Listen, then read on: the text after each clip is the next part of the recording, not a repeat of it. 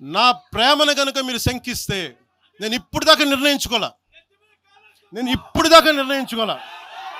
మీరు అంటున్నారు కాబట్టి చెప్తున్నా, తెలంగాణలో జనసేన ఉంటుంది, మేము పోటీ చేస్తాం. నేను ఇప్పుడు దాకా ఎప్పుడు అవసరమైతే తెలంగాణలో తిరుగుతాం, నేనే తిరుగుతా, మేమే తిరుగుతాం. ప్రతి సమస్య మీద మాట్లాడతాం, ప్రతి అన్యాయాన్ని ఎదుర్కొంటాం. ఏం మాట్లాడతారు మీరు? ఇది తెలంగాణ భారతదేశంలో అంతర్భాగం, మర్చిపోకండి. తెలంగాణ నా దేశం, మన భారతదేశంలో అంతర్భాగం తెలంగాణ.